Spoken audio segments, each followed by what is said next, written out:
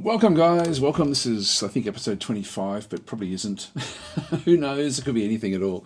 Anyway, welcome to ChatTactic again for another week. I still haven't fully sort of got back into the swing of things yet, so I'm sort of, I haven't really been playing that many games this week. A few of them we'll talk about. A little bit of gaming news that I am aware of, and there'll probably be others that I'm not aware of. One thing actually last week I wish I had have known was that Combat Mission, for example, has actually been taken over by Slytherin. I didn't realise that until the day of the actual event, which was the day after last week's ChatTactic. So we might talk about what that means and how that sort of will all then sort of work. Other things, we will actually have a giveaway today. We're going to be giving away Athena Crisis. So there is actually a key for this game. I'll just play the video actually so you can sort of see what it entails. So that will be at the end of the session. So I'll just go and make it full screen. I'll just go back to the start.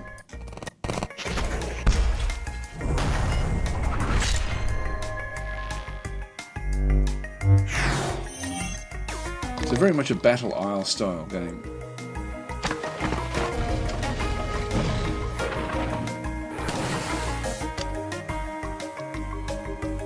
The ability to sort of build your own sort of different types of units and things, which is quite cool.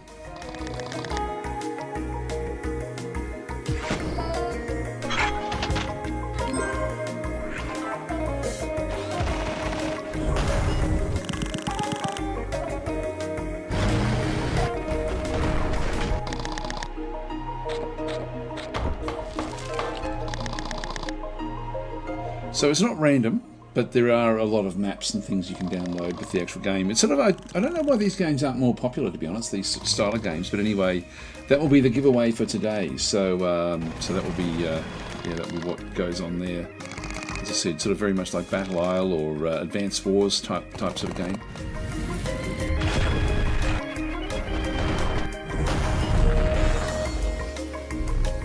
There we go. Right.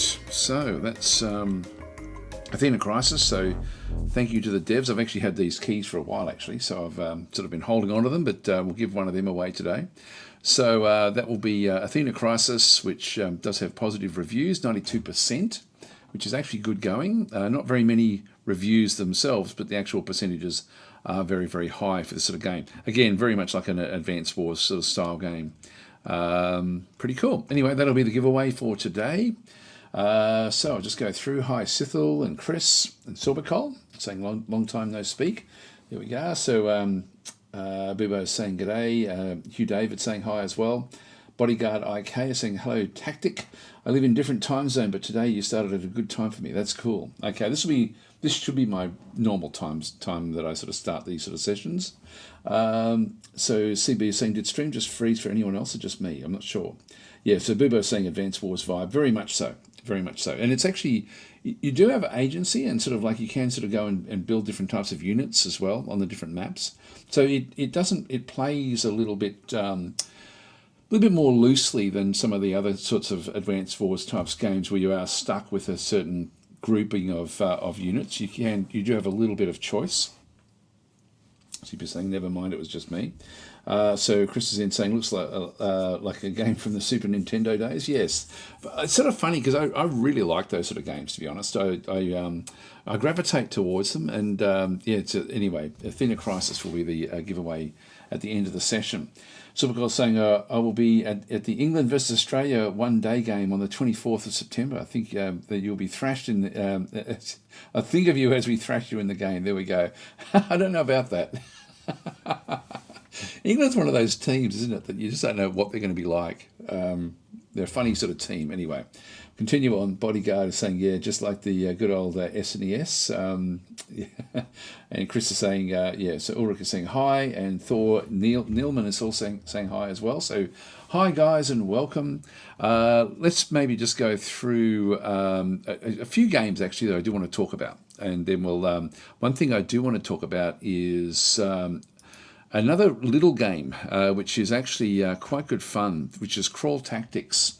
I do want to sort of highlight this game a little bit today because this one has just gone into version 2, which is actually, again, if I go back to Steam, we'll have a bit of a look at the Crawl Tactics in here and just see what version 2 brings. Now, version 2 is not a new version of the game. It's just basically 2.0 of the current game. So if you've got Crawl Tactics, and I gave a few of these away last year or the year before, I forget which year it was. Very, very cool game. I really like the idea of it. I'll just open her up. Again, very, very small game, but got a really, really nice way of doing things. You can see there very positive reviews. Released in 2022. So 84%. I think it, for me, deserves higher than this. And if you have a look at the news, I don't know if it'll show the news for version 2. Yeah, so version 2, Crawl Tactics version 2 official release did come out. There's a few little things that have been added to this one. I won't play the actual new trailer, but if you're playing the existing beta version, you can continue playing as. However, if you weren't, please note that saves are not compatible. Yep, that's okay. Unlock classes will be retained. Since many aspects have changed compared to version 1, we recommend going through the tutorial again. We also recommend resetting your shortcuts by pressing the default shortcut button in the settings. I've got to say the tutorial is very, very good in this game. It's quick. It doesn't muck around. It shows all the great things. Here's the key changes of version 2. Difficulty levels based on feedback that the game was too unreasonably difficult. We've adjusted the difficulty settings. So the former normal and easy modes are now veteran and torment with a new casual mode added. In casual mode, difficulty is reduced and players can retry battles infinitely after a loss. Even in veteran mode, players have 3 retries. Okay, so this does make the game more accessible. For those seeking more challenges, completing torment mode unlocks a series of increasingly difficult modes up to Torment 6, featuring penalties of allies or bonuses for enemies. So there we go. Gameplay mechanics changes, so class balancing. To address the advantage of ranged units, the Archer's dexterity damage bonus has been reduced here. This is a very specific stuff. I won't sort of spend too much about this one in here. New game modes, special events. So quest mode added a mode where players can hire and train mercenaries while developing a village. I'll show you the game actually just to try to put all this into perspective, into some sort of perspective. The Abyss Gate mode, so post-game content that offers endless battles for those who clear the main game. Dungeon enhancements, so dungeons now include random special events to add variety, such as rewarding rare weapons for meeting specific NPC conditions. New mercenary traits, expanded starting parties. So added new starting party options, including a necromancer party that can summon undead. Graphic improvements, so enhanced background, blah, blah, blah. And new dungeon types and classes, so added new dungeon environments, including snowfields and deserts. So there's just more content basically coming. But there's also, there are different ways of playing it. I thought there was also one where you could actually sort of tweak and go back. Like in the previous one, you had to always progress your way through it. I might just show the game. That would probably be the easiest way to just sort of quickly go through the way that the game is actually then played. So if I just open her up. As I say, the tutorial, very good. I'll probably do a video on this actually, just on the changes. Is that starting? No, now it is. All right, so Chris is saying, before I forget, I tried 4X Space Mu2 type game over the weekend called Lord of Rigel. It was a terrible experience, however it does have some promise if fixed. Oh, okay, that's interesting. I've only heard good things about Lord of Rigel. So I haven't played it myself, but I have heard good things. So anyway, this is, as I said, the tutorial is good. It takes 10 minutes maybe to sort of go through, and it does really present all of the concepts of the game very, very clearly. If we go to start as an example, just go to one of the slots here. We'll just go and start in here. Again, it was then talking about the different types, casual for players who have never played tactics games who just want to have fun, veteran back in through here for players familiar with tactics games, and torment as it sort of said there before. So maximum, it just telling, and it really does explain everything about what does go on here. So enemy defensive stat limits here, blah, blah, blah. Let's just go to the middle one, veteran, for the start through here. So we can retry battle 3 times per dungeon after losing. Maximum charges for healing spells, 150%. Allies are healed 30% after battle. Enemy defensive stat limit of 50. Maximum undead revives to 3. Now, you can turn off the corruption. So by default, and this is actually new in version 2, which I didn't actually mention back through there, it does actually, you can turn corruption off, which means that they won't then chase you. So there is like almost like an FTL type mechanic by default in the game, where the corruption will chase you through the map, meaning you have to keep on going forward. Now, if we turn that one off, it just means we don't have to then worry about that aspect. I wish FTL had that, to be honest, as well. Just so you can actually relax and just sort of play out every single area. That way you can just go back and keep on doing different things. Ally Corpse vanishes. So Ally Corpse vanishes on fire and healing magics if this is checked. And then show tips as well. So display simple tips to the player when they need information or new concepts. I might just throw that one on just so we can sort of have a bit of a look at it. Let's just get started. So you do actually have then different sorts of adventurer parties which you then unlock as you go through. So in this case we've got an adventurer with a magic user and an archer, would be that one particular one, and then we've got a few locked ones as well. So there's a few different as you sort of you'll eventually sort of get to unlock these as you go through. I think that's the only ones we actually have. They come with different sorts of cards that can then be used in the actual battle. Now again, you will be able to personalize this yourself. The game is, what's really cool about this game is the procedural generation. So now it's this is not procedural. I'll just skip all this stuff. But essentially the map itself, like we end up with a random map up the top here. If I press M, don't know if it'll show it in there. In-game tip. Yeah, there we go. We'll just turn all them. I should have turned them off. So this is the actual map that we then have. And we as we get close to things, we can see that there's like a mindless monsters to battle with no compromise. Another mindless monster. So mindless monsters essentially, and these are all procedurally generated as you go. So this aspect of, for me, is what makes this game just so interesting. And again, everything is just nice about the way it's presented. It's sort of pixel art, but done in a very, very cool way. I won't spend too much time with it. We do have something here like a hook shot scroll, single use item, hook shot, drag an enemy using a chain. It's a very much a puzzle type game, but with procedural generation. So all we have to do here is, there's nothing else for us to do.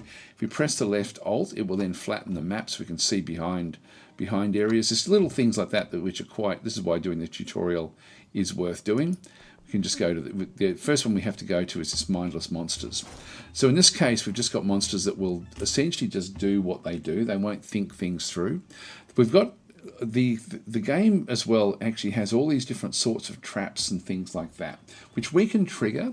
So it becomes a puzzle, but a random puzzle every time you play it, and this is what makes it so interesting. Like so the room type creeps. You've arrived at the room of creeps. Creeps are monsters without intelligence that will always fight when they see the player's party. So that's fine. Let's go next. The game consists of this is all just tooltips. I'll just escape out of that one through there. So we can retreat and go back to the previous room if you don't like what you're sort of seeing through here. There's a mana fountain, increase the mana by 3. We've got like a mana every turn. We end up sort of increasing mana. But look, I won't play too much of it. I just wanted to sort of highlight that this is this game actually has now had some fairly big changes, which is fairly cool. So yeah, I love the art style, says Bubo, and Chris agrees. Yeah, it really is a very, very nice game, this one. And with the procedural generation, having a battle map that comes in with sort of like such high degree of and things are, for example, I've got a barrel.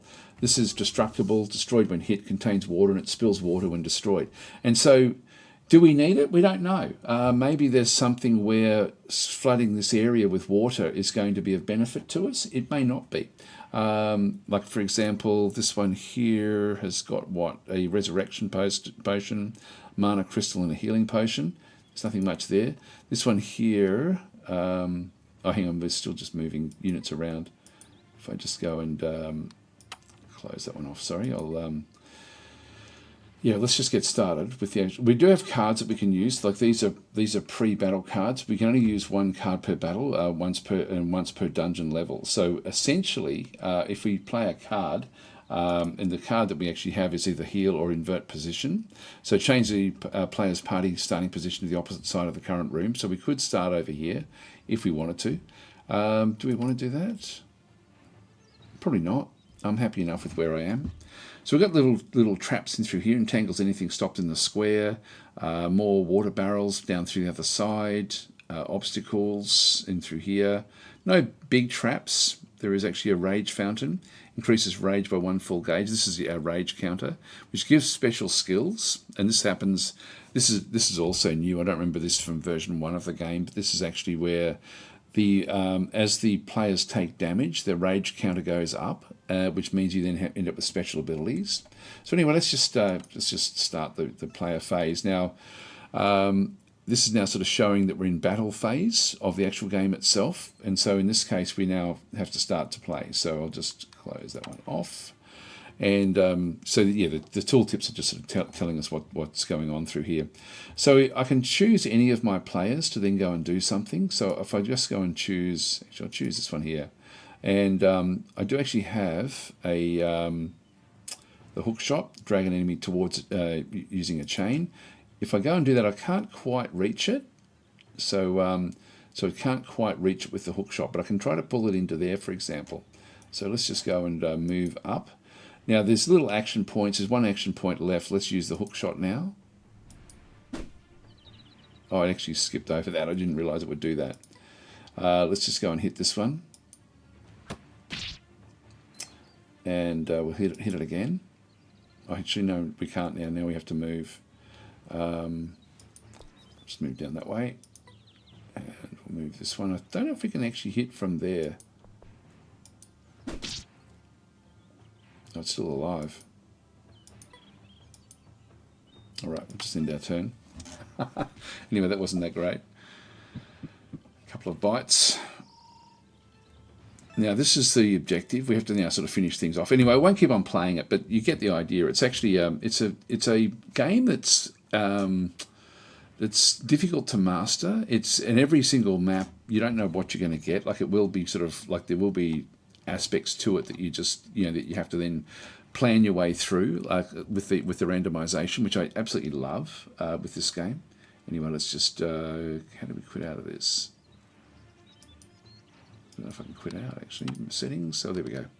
We'll end the game there. So anyway, that's Crawl Tactics. I did want to. The dev did contact me to let me know that version 2 has just been released, and that it was basically there's been a lot of changes to it. So I will play a bit of that at some point. I'm not exactly sure when.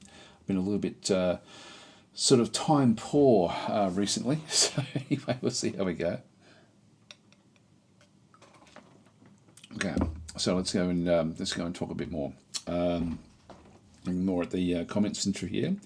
So yeah, Chris is saying that it's no Interstellar Space Genesis. Put it that way. This is, of course, we're talking about Lord of Rigel. Maybe we'll have a look and see what Lord of Rigel brings, because I've as I say, I've heard good things about it. Lord of Rigel. Was it Lords or Lord?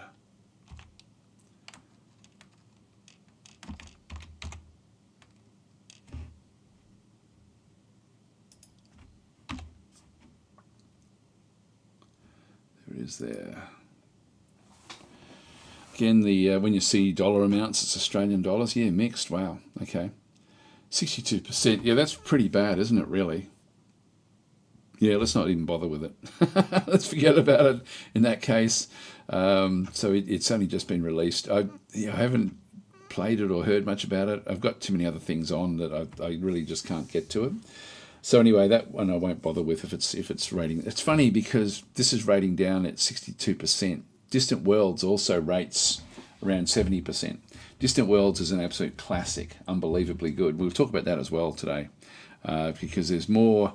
This week, I will preempt. There's going to be an announcement this week about the Return of the Shakturi DLC, which I don't know the details of what that will entail, but there was actually a very, very cool presentation done by Eric, one of the devs, about a week ago now. In fact, it was exactly a week ago, because that presentation finished just as I started ChatTactic. I didn't realise that. So, and I haven't looked at all of it yet, but what I've seen, I'm actually really, really impressed with. And what they're doing with the base game as well. There's going to be some nice changes to Distant Worlds. Anyway, we'll talk about that as well at some point.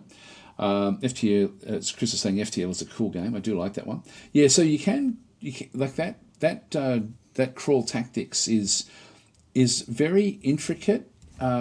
little battles where you do have to plan your way through them. It's like you can't bluster your way through those particular battles. You really do have to think in terms of what the enemy will do. So it does.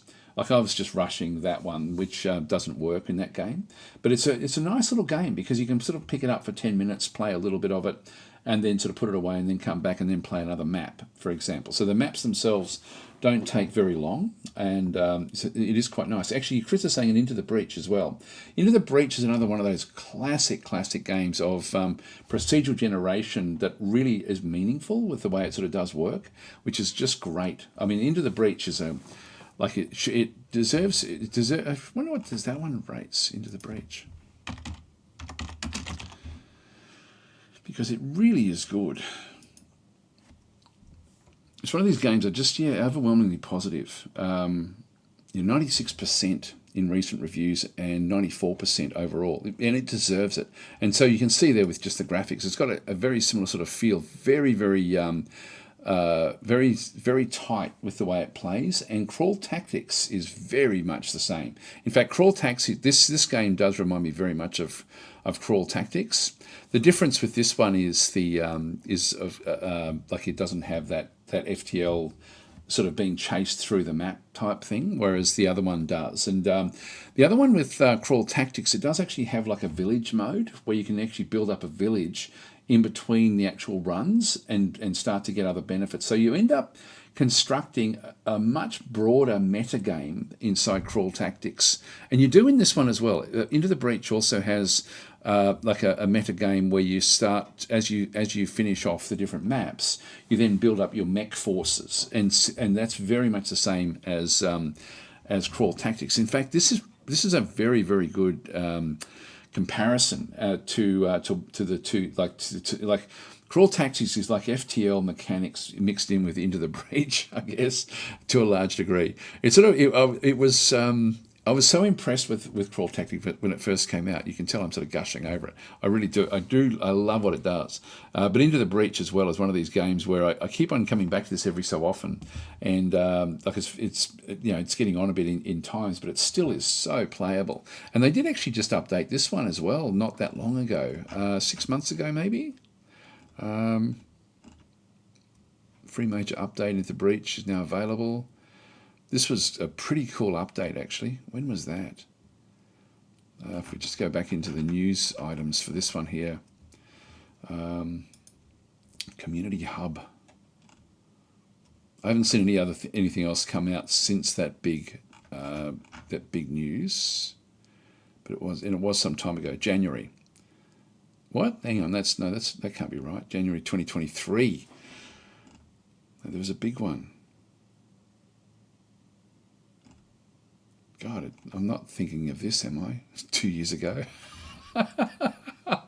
Maybe I am. I thought there was another one that came out much more recently. God, maybe I'm that far behind. Yeah, maybe I'm that far behind, I think, on this one. Yeah, okay. That's funny. I'm thinking, it was recent. It's like 2 years, or like a year and a half. Anyway, let's forget about that one. We'll go back out again. Hi Joe, how are you going? I'm saying a tad late, but hello. And ZXM, welcome guys. Anyway, we'll continue on. But yeah, Into the Breach is another good comparison, I think, to Crawl Tactics.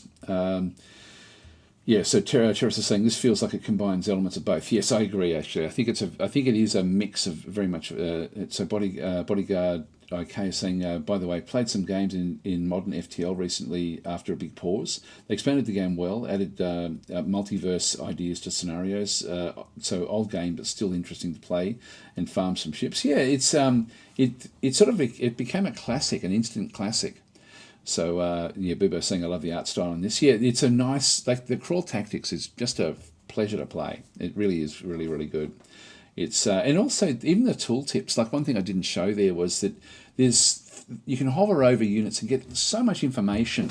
So when you're planning how you're going to then conduct your battle, you can really start to think, okay, look, this unit it can do this, that, or the other, and you can really plan things out properly if you're wanting to do it that way. So it's a game that you can. It's almost like I mean, I enjoy doing Sodoku puzzles, for example. I've got a few apps and things that I play with, like basically I tend to do a Sodoku every evening before I go to sleep. I don't know why. It's just become a bit of a habit. So I enjoy doing those, and it's one of those things where you can spend a lot of time just trying to figure out what's going on, and I guess that Crawl Tactics is a little bit like that as well. You can actually spend a lot of time just to sort of finesse absolutely everything.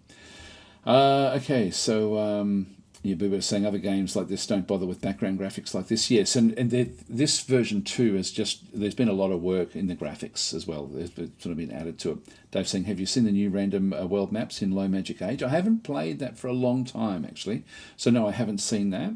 Jenna is saying, hey Daz, hope your health is doing well. Yeah, certainly my throat is certainly on the improve. It's funny, I still cough around a little bit, just a little bit, but not a hell of a lot. It's and other I'm full of this week's a weird one. I've got to go and get so many X-rays this week. I've got a clicky jaw, so I've had to go and get an MRI, one of the CT scan or something yesterday on the jaw, because it sort of clicks out of position, and I don't know what it is. I can, like, every time I move it, it's like clicking back and forwards. Even now, yeah, I've got I couldn't figure out why my foot has been sore for like a month, and I can't hardly walk on it at times. But it's actually I had to go and get X-ray yesterday on that one as well, and my shoulder I got to go on Wednesday and get that X-rayed as well. So I've got a fair few little things. I can't use my left arm properly at the moment, so I can't swim. So yeah, I'm just getting old, I think. So all these little things. So I've got to find out what's wrong with the shoulder just so I can get that one fixed, because I haven't really used it for months. Like it's yeah, it's sort of, I thought it would just go away, but it hasn't gone away. Anyway, I'm not complaining because yeah, everything else is going fairly well. So yeah, it can certainly be a lot worse. People saying I watched some of the Distant Worlds 2 stream. Was quite informative in general. Yeah, I've played that actually on my own channel on Twitch as well as Slytherin. So it's been fun actually. So I'm going to be doing more of Distant Worlds 2 on my. Oh, sorry, you mean of the actual one that Eric did? Yes, no, that was very informative. So sorry, I thought that you were, because I've been playing it this week as well. But I think what was supposed to happen was, I think that from the Slytherin side of things, Eric presented what was coming, and then there was supposed to be the announcement. Then I was supposed to do a Distant Worlds 2 stream after the announcement, but I was still scheduled in, but then the announcement was put back a week, but my schedule still went through. So anyway, I was playing Distant Worlds 2, but yes, I know what you mean. Sorry about that. I assumed you meant you must have been watching my Twitch my Twitch episodes. All right, so Chris is saying to Thor, yeah, actually I'll just, where was Thor? So sort of saying you guys never talk about games like Civ or the upcoming ARA. How come? Well, Civ I haven't looked at, to be honest, and I was sort of hoping to get in on Civ before it came out, but when I got ill, like basically with the flu, and I just couldn't talk for probably a good month. Like, it's really only been back this is my second week back really, and in that time period, a lot of things happened in gaming, including sort of like Civ, sort of starting to sort of just get their group of streamers together, so I missed out on even attempting to get into it on that one. So the reason I'm not talking about it is simply because I just don't have access to it. So that's the only reason for that one. And ARA I haven't had access to as well. So, and I haven't been chasing games while I've been actually filling off colour. I've got a fair few games that are in the pipeline that I'm going to be, I need to be focusing on those, because they're ones that I do actually, I do have access to. So, so I haven't. It's not for lack of wanting to cover them, as I just don't have the opportunity at this stage to cover them. So that, I hope that explains what's going on. I do hope to get into more Civ at some point. One thing I don't like about Civ type games is the progression through ages. I just don't like it. I never have. I much prefer to have like a single like a single era that you're sort of running through, rather than sort of like the abstract of having all these different eras that you end up sort of progressing through. And I know that that's a big thing of what Civ does, but I just don't like that aspect of it. So I am actually, I'm interested in seeing what comes with the new Civ, but it's not something that I have really, chased, I guess. Chris is saying, I like Civ 5, lost interest after Civ 6. I'm not that excited for Civ 7. However, as you say, I think you mean Heroes of Might and Magic that I'm looking forward to. Now, there is actually another ARA game as well. There is the Heroes of Might and Magic that's also been announced. We covered that last week, so I won't go through that until we know more information. Saying I'm a bit excited for Civ 7, but extremely excited for ARA. Yeah, I think didn't we cover ARA last week as well? I thought we did. I thought we had a look at it anyway. Let's have another quick look. Let's go back to the store page on this one. ARA History Untold. When's that one coming out? September. Yeah, I might make contact with this one. It's this one does look interesting, actually. The constraints of the past are history. Here, you rule the way you've always wanted. Your choices will remake the world. And every turn becomes an opportunity to triumph.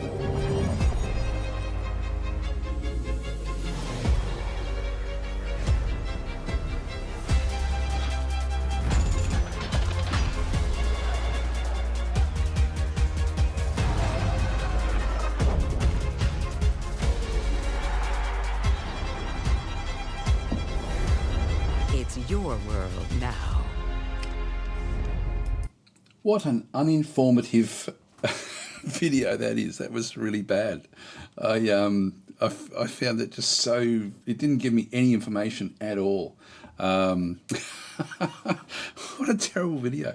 I got a funny feeling the other video was bad as well from ages ago. Is this the other one? Let's have a look at this one here.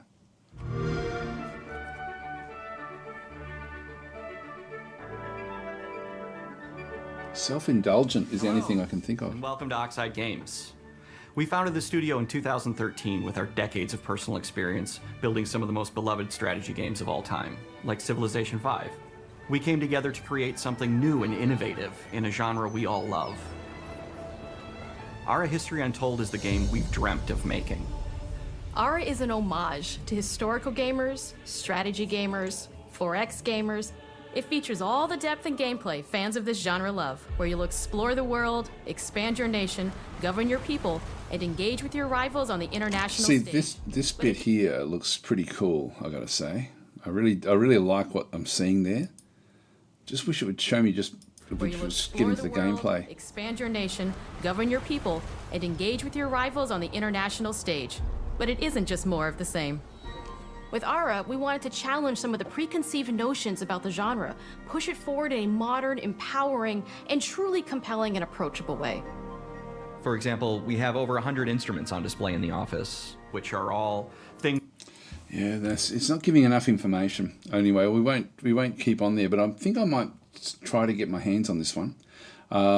It does look interesting. Like the game itself looks interesting, but the promotion with the videos is not giving information, not giving a lot of information. Whereas the actual game itself, when you look at this, it does look interesting.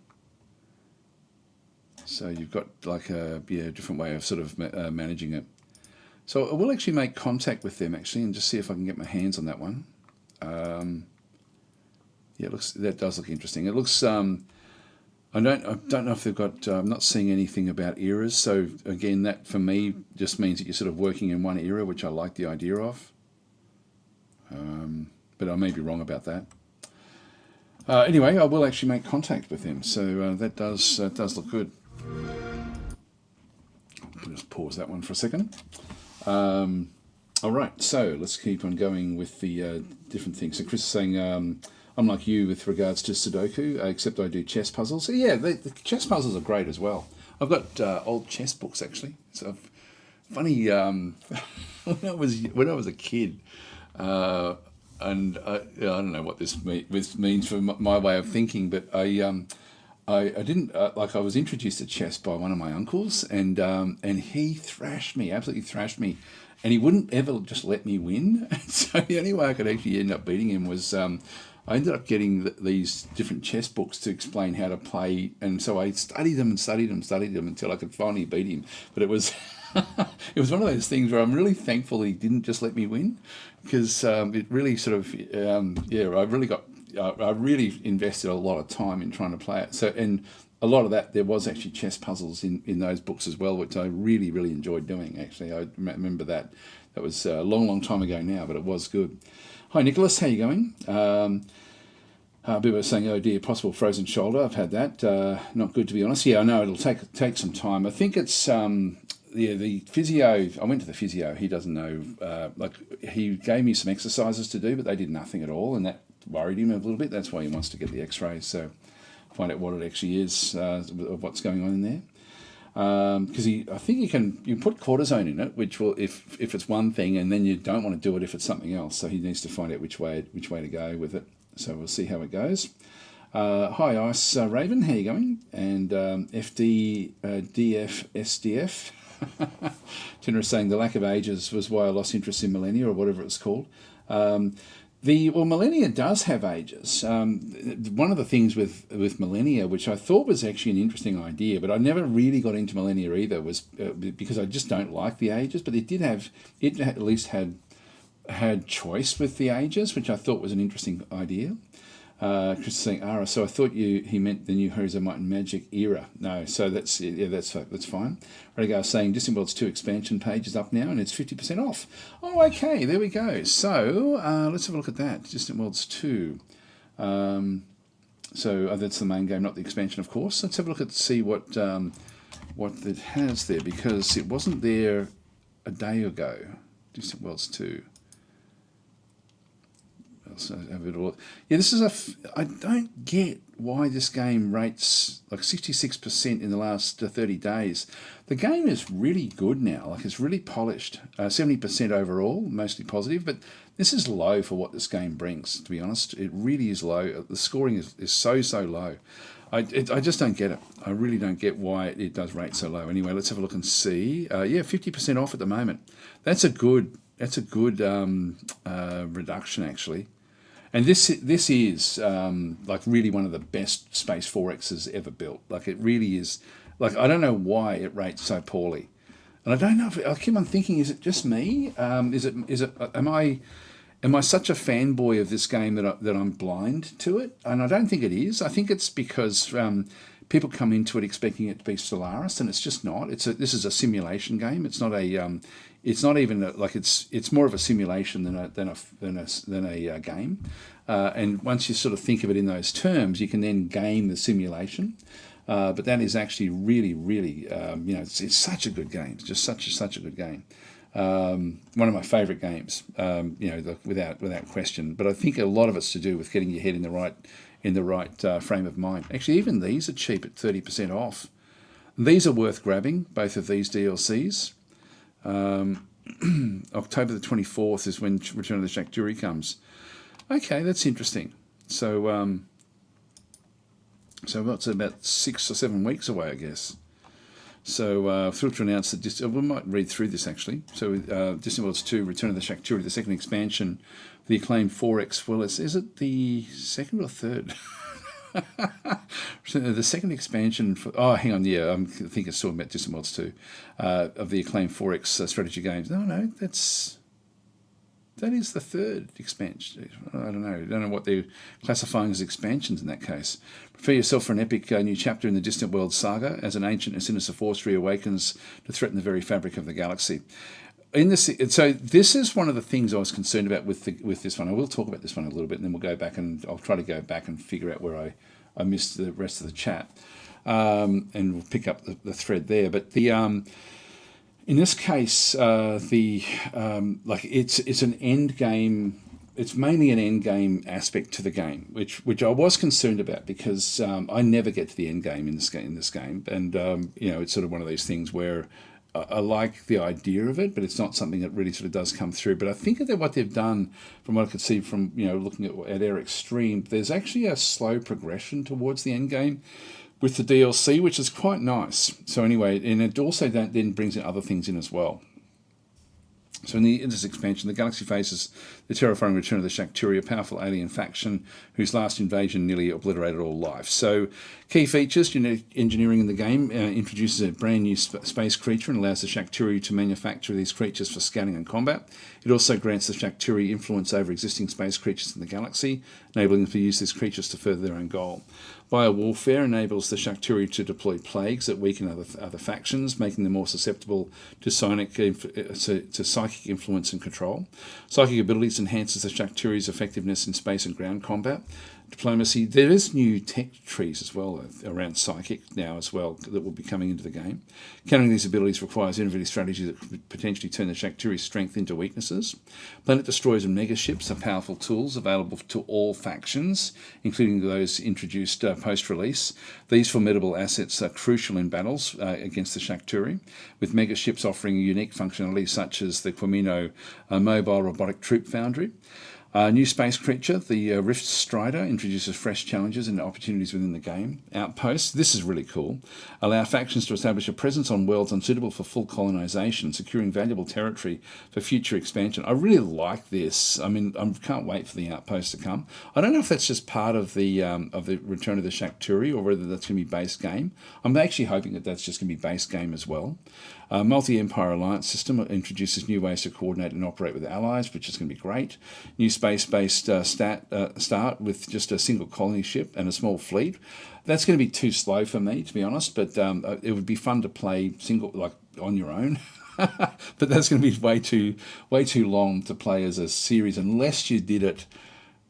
I'm just thinking in terms of recording. Record the start and then play it for a few hours, and then start playing from wherever it sort of ends up developing from there.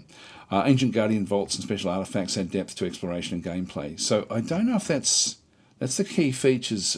I'm really hopeful that Outpost becomes just a standard feature in throughout the game. Actually, here we go. They do actually have, on August 26th, Eric Rutan's, the producer and co-designer of Distant Worlds 2, gave a sneak peek. Okay, they do actually now have this available. They didn't have this on YouTube yesterday. So that's now available there. That is worth watching. It goes for about 3 hours, I think. So it's fairly long. To celebrate the announcement of Return of the Shakturi starting at 1800 GMT, Distant Worlds 2 will take part of the Space Exploration Fest. Click all details here. Okay, so we're not getting too much detail in through that one through there. What's this one here? Steam developer. Okay, that's fine. That's different again. That's that's okay. We'll just go back. Anyway, that's Distant Worlds 2 on its way. But it is the third DLC. I'm not sure why they're calling it the second expansion. Anyway, that's looking forward to that. So that would be actually Steam Space Exploration Fest now through September 9th. There we go. So the announcement was made for this. That's probably why it was held back. But we should have a look at this, shouldn't we? So the astronomy game, no idea what that is. No Man's Sky, supposed to be very, very good now, 60% off. I haven't played that at all. The Outer Worlds, I think I played this ages ago. That's very positive. From a long time ago, but no, maybe I didn't play that one. I don't know. There's a lot of these I haven't really sort of played at all. 70% off for Elite Dangerous. Not sure how these you sort of rate. Mostly positive for that one through there. The Crust, no idea what this one is. Oh, actually, this one is. This one looks interesting, actually. But I haven't tried it at all. Haven't sort of looked to sort of do anything with it. But that's. I think that's like building a mining station. What else have we got? We've got Terraforming Mars. I never really loved this one all that much. It's mostly positive. Just didn't really get into it. What else have we got? I'll just skip through and just see if there's other ones that are in here that I know of. I'm looking for the old favourites. Well, there's Stellaris, 75% off for Stellaris. Well, I mean, that is the classic game, isn't it? Really, that's the that's where everything sort of does come through. Sins of a Solar Empire doesn't have anything off. This is just coming out very, very recently. I will be doing a lot of content on this one. I love this game, just what it actually brings. This is a game that I really wish that games like Distant Worlds could actually emulate. Just the way that this game has been built, like it's just beautiful. Like it's just amazing what they've done with this game. This is such a great game. And it's rating really, really highly. We looked at that one last week, so I won't go through that one again. Sky, Starfield, back into there. Space Engineers, that was not too bad. That's fairly old now, I guess. What was that rated? Very positive, yeah, from a fair while ago now. I don't know Starcom, Unknown Space, so it must be coming. Looks interesting, actually. I might have a look at that one. It's I've got no idea what that one's like. It says very positive. Yeah, I don't know about that one at all. But it looks like it's does have sort of like, interesting shipbuilding and stuff like that in it as well. X4 Foundations is a bit of a classic. That's a bit old now, but it's mostly positive. 70% off for that one is good. Don't know about the Invincible. No idea. I'll just go show more. Astroneer, that was interesting. This is very positive. This was fun, actually. I did enjoy playing this. I didn't actually record it, but it was an interesting game to play, like an open world sort of survival type game. Where's our old favourites? Kerbal Space Program. This is the original, actually. So this is the original and the best. Is still actually there. There's the old Sins of a Solar Empire Rebellion. Again, it's not no money off. I would not bother with that one now that the new one is on its way. Dyson Sphere Program, that was actually a pretty cool game as well. I don't think I made any actual videos on that one, but I know I started recording it, but I never actually got to it. Terraforming Mars, as I say, I didn't particularly like that one myself. Universe Sandbox, I love this one. Like, this is great. It keeps on being updated as well. So even though it came out in 2015, it is actually still worth grabbing. That's only 33% off, so maybe not that great. I thought that we would have found Gal Civ and things like that, but anyway, I won't keep on going through that one. We'll leave the space exploration where that actually is. Right, okay, so we've got, that was Distant Worlds 2. Yeah, so that one is actually part of the Space Exploration Fest. I'm just going to grab myself a quick drink of water. Be right back.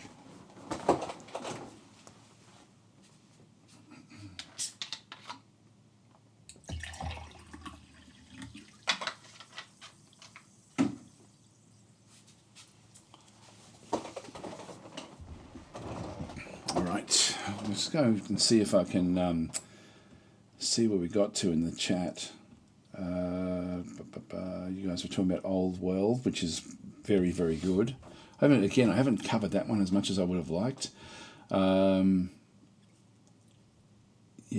we've got. Sorry, I keep on finding out. So we've got the DW2 expansion page is now up. Okay, the main. So Thor is saying, I love technology progression in games to crush your feeble spear-wielding enemies with tanks. It's always a rush.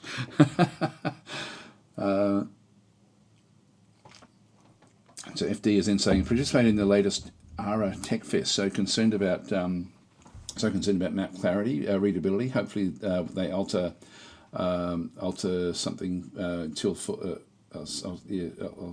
alters. I'm not sure what SMTH is till full release.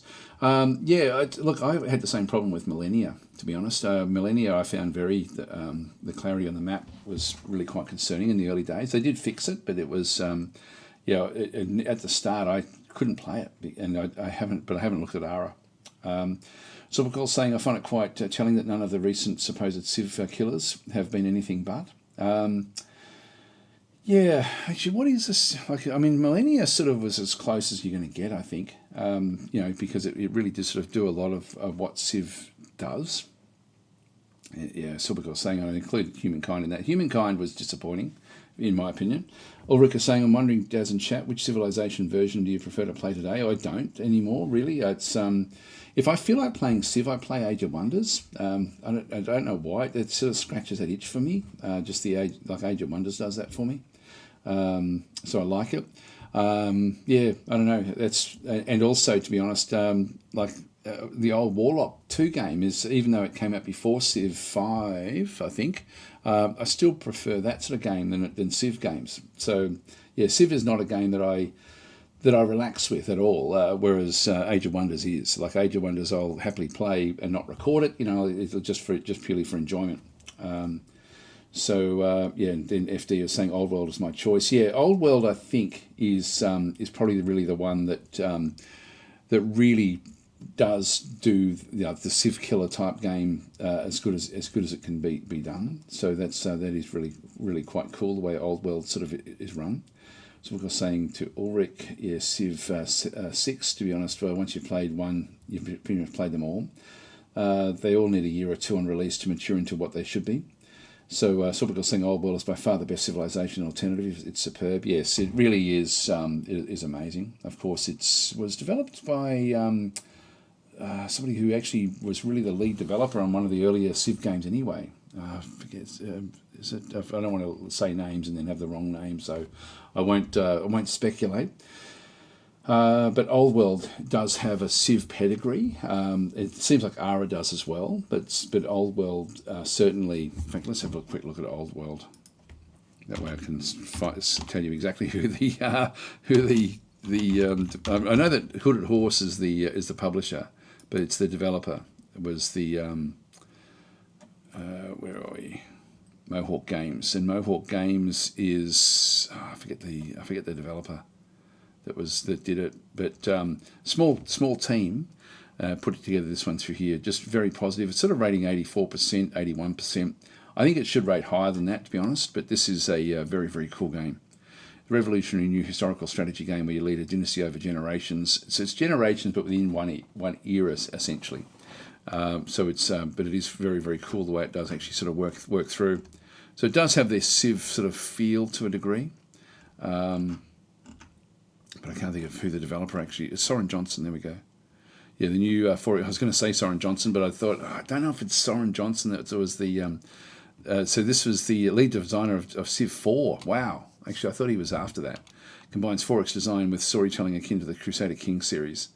Yeah, so, it's... this really was a... he really does know his stuff.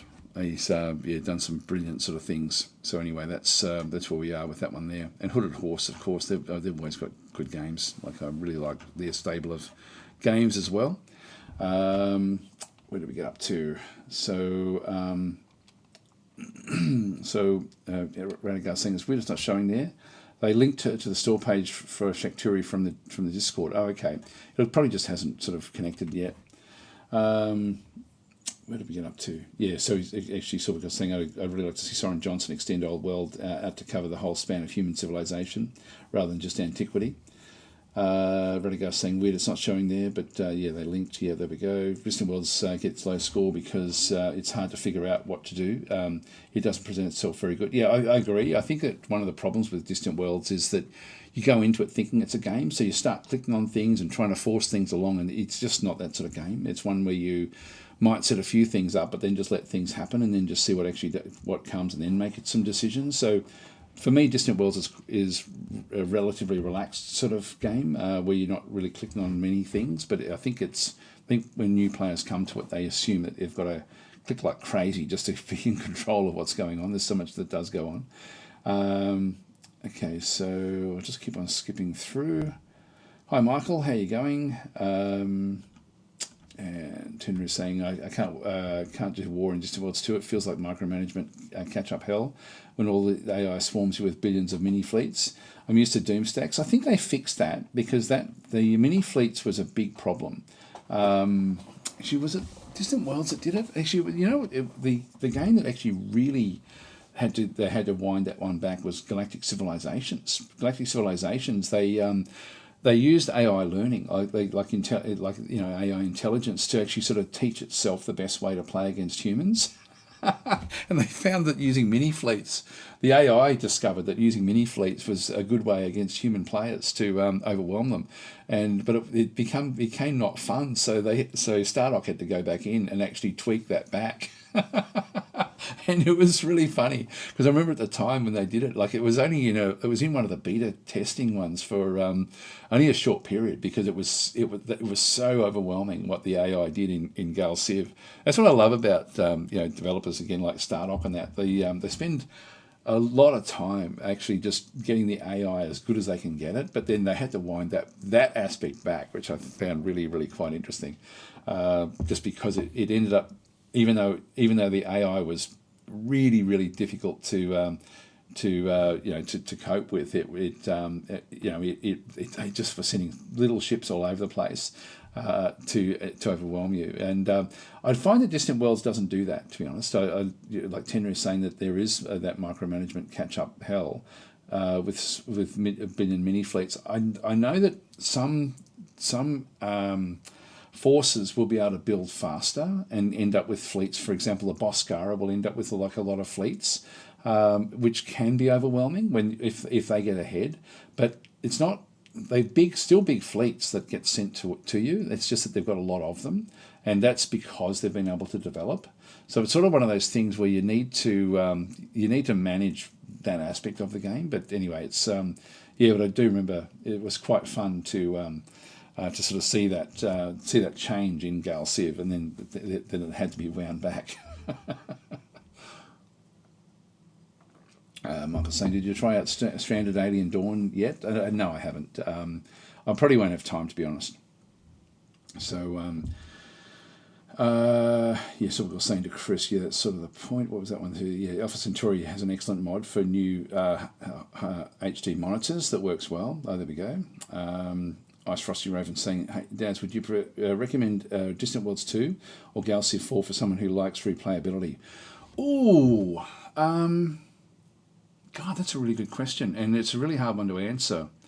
I would say Gal Civ 4, to be honest, just because you can have so many different approaches with it, more so than Distant Worlds 2. And it's sort of funny saying that because I don't think I've ever said that before. But now the way that Gal Civ 4 has been built, there's so much scope in the way that the factions play. Also, keep in mind that it's very, very different types of games. Gal Civ is very much like a board game when you're playing it as if you're playing like a board game, whereas Distant Worlds you're playing a simulation, and Stellaris is also a bit more like a board game as well. But it's that board game aspect that does actually add to the replayability, and also just with the setups. So I think there's no real comparison in terms of replayability that Gal Civ 4 would certainly easily sort of take that mantle from Distant Worlds 2. Distant Worlds 2 is interesting from a simulation, but it's always, like you do have scope for the way it works, but you can't actually end up with clusters of systems that are then connected through warp gates and stuff like that, which you can in Gal Civ 4. So even just that aspect of actually taking control of a sector and then controlling another sector would be fairly unique in that sort of sense with Gal Civ 4. But the main thing that I think about is just how different the different sorts of factions can play in Gal Civ 4, which in Distant Worlds, if you're playing as the Gizarians, you're playing as the Gizarians, and there's no real you've got sort of 8 or 9 I guess factions that you can sort of play in Distant Worlds, whereas in Gal Civ, with the way that they've actually sort of set it up, you really have like potentially thousands or tens of thousands of different combinations that would actually still be very, very unique the way it plays. So in that sense, I would have to say that Gal Civ 4 is would be the one that would give you the most interest in playing. And I think it's also, like, if you're thinking of it in those sort of terms, Age of Wonders is now becoming that way as well, like with the way that it's also now has with its random sort of selections and the combination of different types of mechanics that sort of then meld across. But Gal Civ 4 does an incredible job of doing that. Like, it's maybe we'll just quickly start that one up. It's been a little while since I played this one. It's it is so good now, Gal Civ 4. Wouldn't I actually should look at what the ratings actually are with this one through here. But this is by far the best Gal Civ game. Like, you know, in terms of like, you know, even at time of launch with the other games, this has just got so much that it does bring to the party.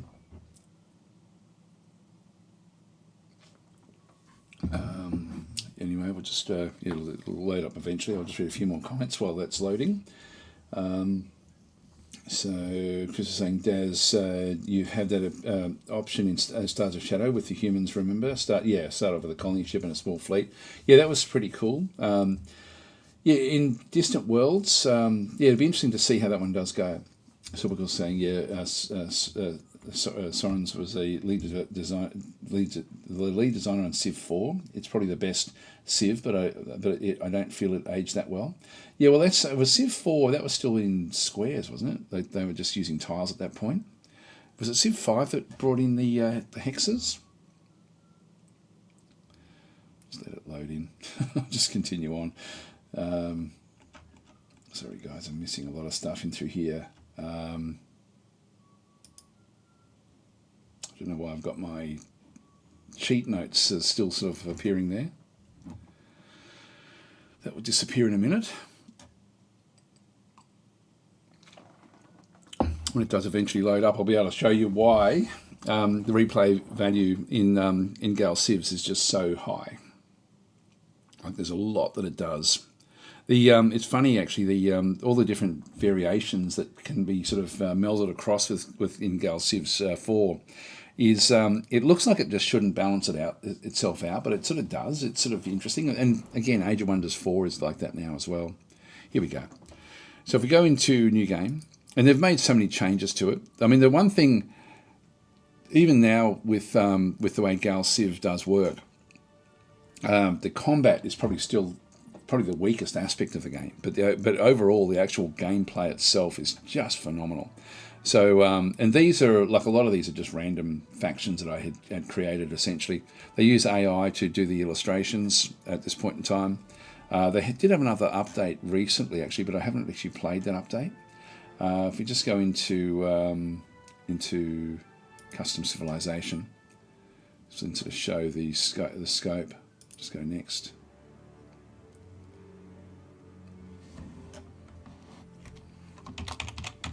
We can always just get rid of it. Just click on done. And you essentially have, like, there's just all these different abilities actually start off. If I just actually hang on, have I done the wrong thing? Delete the civilization. Here we go. Yeah, so what it does is it's got a whole range of different abilities that get thrown together, and so you can actually have these sort of randomized a little bit. So with the abilities in through here, you've got like certain things that are sort of set in stone, this aspect, but the civilization abilities in through here, the combination of these really is amazing with what it can actually bring in. So, and there's about 40 or 50 of them that really change the way the game is played. And so when you end up with, when you've got a combination of 40 where you can combine two of them together, you get some really interesting aspects to it. You know, from things like Crime Lord, where you end up with, you know, allied with pirates. You have all sorts of ways that sort of push the game in certain directions that you just may not be, you know, even thinking of. So there's a whole heap of them in here, and so you end up with two of them, like, you know, warriors, and in this case we've got ravenous, but you can just sort of go and pick, you know. So they've got the other ones back and through there, so you could still sort of, for example, go and pick. You know, a warrior crime lord type thing, and so build. And there's a lot of things you can set up in here, which will then change the gameplay. I won't go through it, but it's but that really is astounding. Like just the scope that the game actually does bring in, and the ability to actually play very, very uniquely. So I think in that sense, Gal Civ certainly has got a lot more replayability than Distant Worlds in that sort of sense. Let's continue on down through the list. So Renegade saying, I think they consider the Shakturi thing to be much larger in scope versus the smaller races. Yes, I think so. They've been working on it for a long time and haven't been really bringing out other updates while they've been working on it. I think it's a major change. Okay, so Michael's then saying, even though Distant Worlds 2 looks good, I find that Distant Worlds 1 was some of the best YouTube videos you ever made, Taz. The gameplay was just so good. It was interesting, Distant Worlds 1, because it was just so, like there was so much, like you just didn't know what was going to happen. Whereas Distant Worlds 2, you sort of have like a pattern of gameplay that Distant Worlds 1 didn't have. And that's sort of, I guess that does limit things, but it does do things so well, Distant Worlds 2, in so many other ways. I can't go back to Distant Worlds 1 myself. No Man's Sky says Sorbicol is the best open world space exploration game made. It's very much about you bring the game yourself. Yes, I haven't played it though. And Charles is then saying Elite and X4 have decent discounts. Yep. Beach is saying I've been playing AOMR. It's actually way more fun than the original. I'm not sure what that actually is. So Starcom looks a bit Star Secretary in terms of top-down view. Yes, it does, doesn't it, actually, Starcom? Millennia, terrible, ugly, and obtuse user interface, says Thor.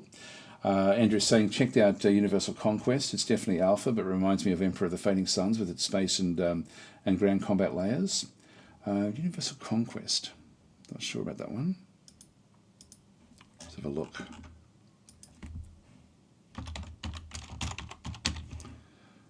Universal Conquest. Is it in here? Yeah, there it is.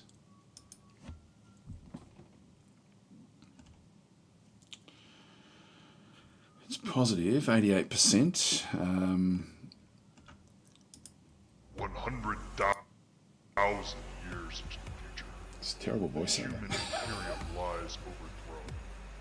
The survivors having spread across the universe, continuing their struggle for domination across the cosmos forever. The logo in the middle there.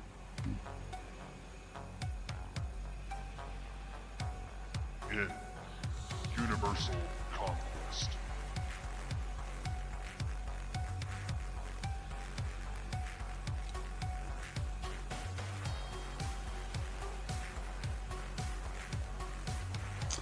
Yeah, not for me, I don't think. It's not polished enough, this game, actually. It looks interesting, but it lacks polish, in my opinion, which would sort of get in the way of immersion for me. It looks like it's got some interesting ideas, though.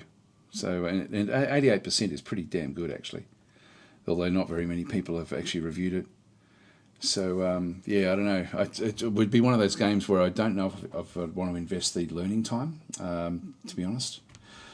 If I'm being brutally honest about it, definitely Alphabet reminds me of Emperor of the Fading Suns with its space and ground combat. That does look interesting, but it's just, yeah, it looks like it's just not quite there in an immersion aspect for me. So what else do we get up to? Jinra saying I love Beyond Earth, though it's kind of flopped. And ZXM is saying I can't stand Old World or Millennia. Jinra saying went a unique way for a Civ game. ZXM saying Civ 4 and Civ 5 are more to my liking. Yeah, I haven't played those. I'll just skim down. Are we still on the same? Yeah, I think we're on the bottom page. Video Dog saying too much events in this game for me to watch. This is Old World. I do get that. Yeah, I do understand that criticism. So ZXM saying I love Beyond Earth 2 after they fixed a bunch of earlier bugs. And a new DLC for Headquarters World War II. Yes, so when is that one coming, actually? That's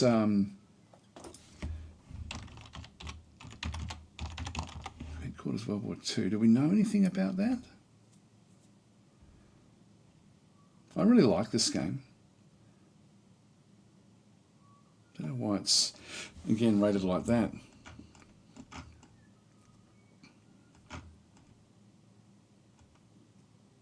There we go, Market Garden. Okay, that's coming later this month.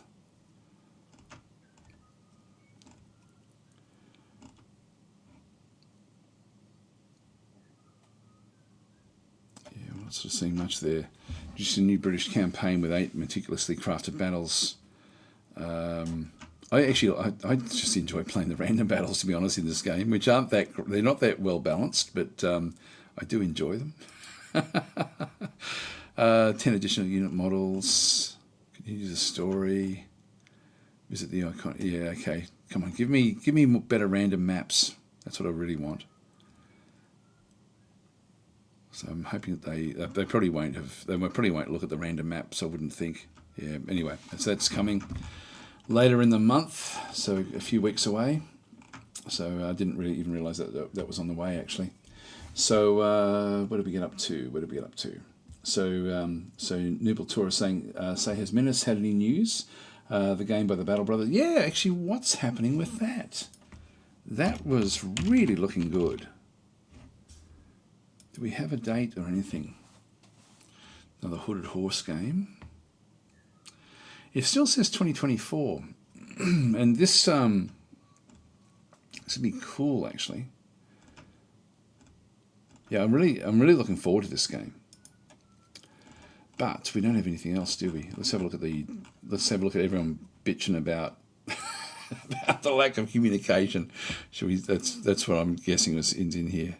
Oh,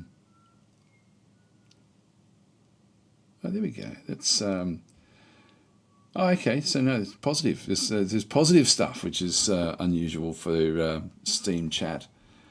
Yeah, not actually. Yeah, actually not a huge fan of predefined characters. That's actually a bit of a problem. So what was this? 7 hours ago. More info about Menace from Gamescom. So hi everyone, Menace was shown at the last Gamescom and the media has already started covering it. So there'll be a few links if you want to learn more about the game. Some are in German. So there are some, okay, so we do have some things in through here. So YouTube, XCOM meets Jagged Alliance. It's in German. Okay, cool. Interview there. All right, so no, it looks like it's on the way. I'm not sure what that is. Looks like more interviews in German. Okay, so yeah, this is so no, there's movement, but we don't have any detail yet. So that will be interesting to see what actually comes of that. So if you're not aware, Battle Brothers, like this is the next game from the developers of Battle Brothers. So, but if it's going to have predefined characters, that's a little bit of a negative for me. A little bit. I am still looking forward to the game. It does look pretty amazing. So yeah, lead a strike force against an alien threat in this turn-based tactical RPG from the developers of Battle Brothers. So answer distress calls across different worlds, train and equip infantry. It sounds like it's beyond that, doesn't it? Deploy tanks and mechs and plan and execute missions in detail, turn-based. So if we visit the store page again, it looks incredible.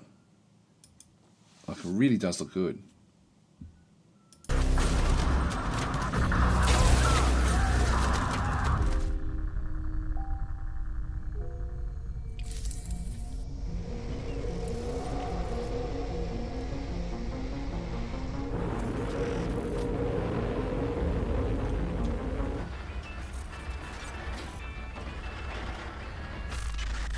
Bobblehead.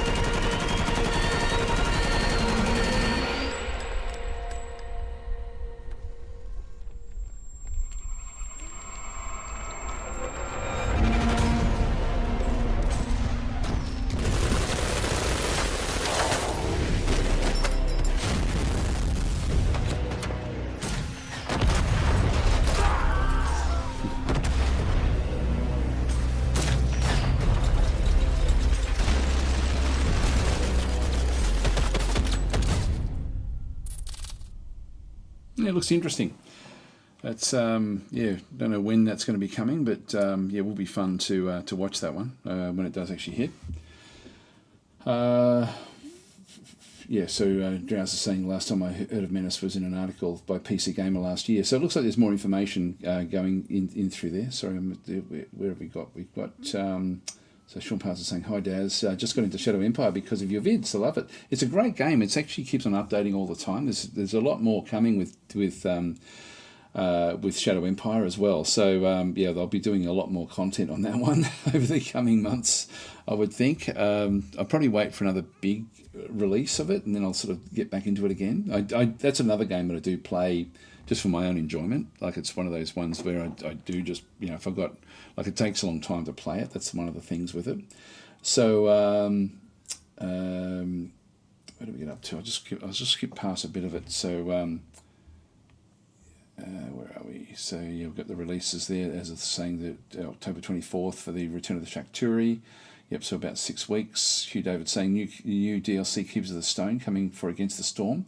Oh, okay, so that's cool as well. So Against the Storm is a really nice little sort of city builder.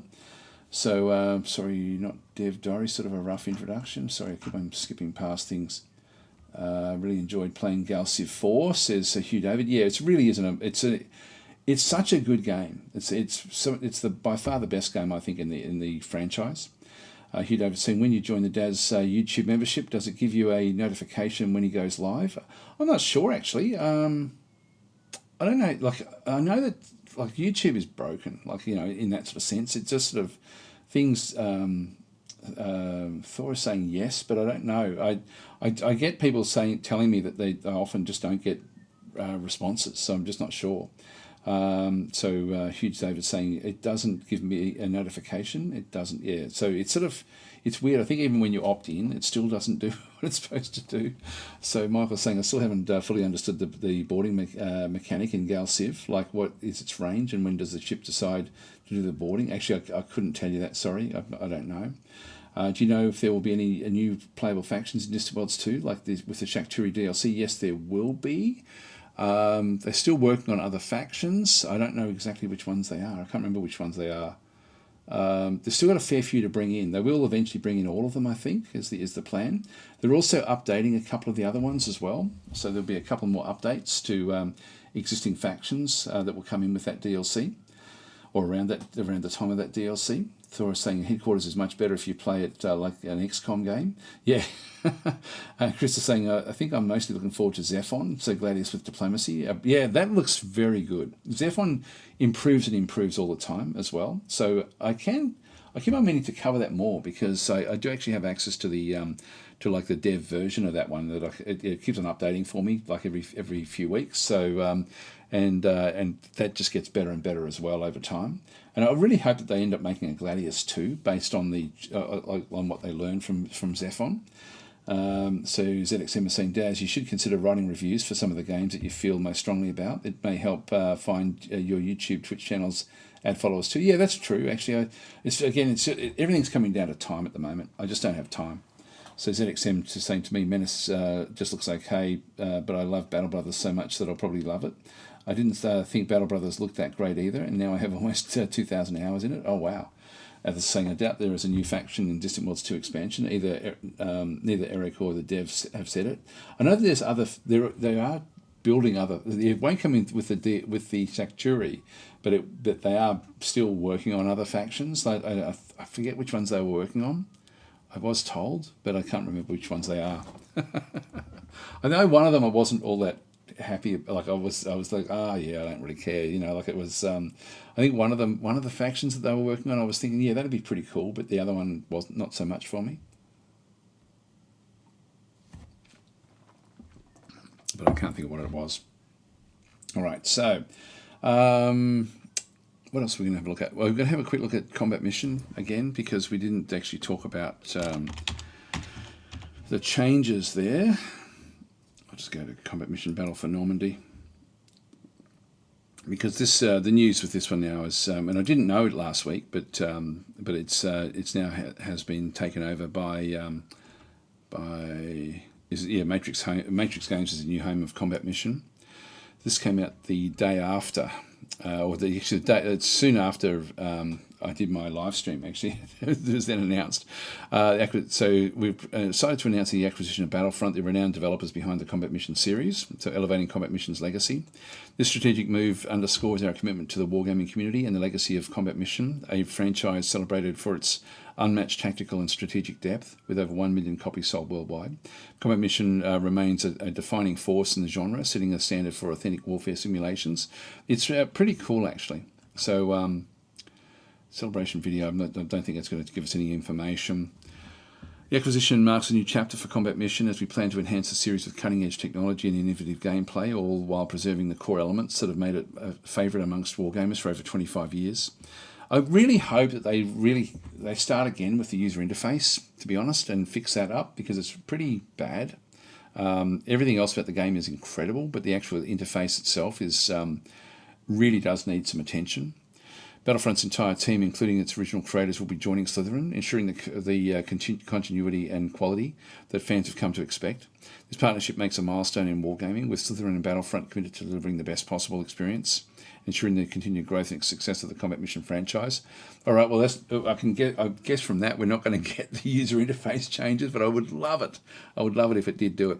The reason I say that is because the Battlefront, there's a lot that goes on behind the scenes with the development of the Combat Mission series of games. Like, they actually do have like a professional version as well for actual for NATO, and so I'm thinking that they won't really be focused if they continue on in the same stream of development. They won't change the user interface that much. It just needs to be a little bit better. So I'm hopeful that it will happen, but I don't think. I think the way that Slytherin would work with this one would be more of a hands-off approach if they're dealing with a team like Battlefront's development team, because Battlefront's development team know what they're doing with the game, so they don't. It's not as if Slytherin has to get in the middle of it and sort of which is probably going to just cause issues. So in that case, I would assume that Slytherin will be more hands-off, and that the Battlefront team will just and Slytherin will be more about marketing and the business side, and sort of setting up the future growth, whereas the Battlefront team would then be just with the actual development. I know that there's a lot of publishing houses, particularly in the strategy game area, where they really don't have a lot of say over what goes on with the development of the games, and that's not just Slytherin. That's most of them are in that sort of category. So availability and distribution, Combat Mission will continue to be available on current platforms. Yep, a day of celebration. There we are. So there we go. So there's actually available until September 3rd. It says, which is, for me, it's the 3rd, but it's that means we've got one more day, 60% off. Which is, it's rare that we get these on here. There we go. That's me for the actual streaming schedule. I didn't know that this, even when I was streaming, I didn't realise that this had happened. So it was only after I finished that I read the press review. So anyway, there we go. Okay, so okay, it looks like we're up to date with pretty much with the chat as well. I'll just keep that one there. I'll just have a quick look through the library. I'll just open up my normal one. Actually, I still haven't figured out the way to make the giveaways work. So we'll just do a single race again today, just to sort of do that, and we'll get that one going fairly soon. I'll just open up my my Steam library in here and just have a quick look and see if there's anything else that we need to talk about. Yep, so, okay, so yeah, Field of Glory Kingdoms, patch 103 is now available. This actually makes Wales an interesting choice to play, actually. So, we might have a quick look at this one here. So, yeah, striving to enhance the game. It's such a deep game, this one, but it sort of doesn't look it until you really get into it. It's sort of funny. So anyway, we've got the normal events now work for humans and single player only. Overall improvements made to it. So Paris gets its own flag. Fixed to Italian maritime republics. Okay, that's fine. Yeah, Wales starts as a minor kingdom, not a march, resulting in more authority gain, among other things.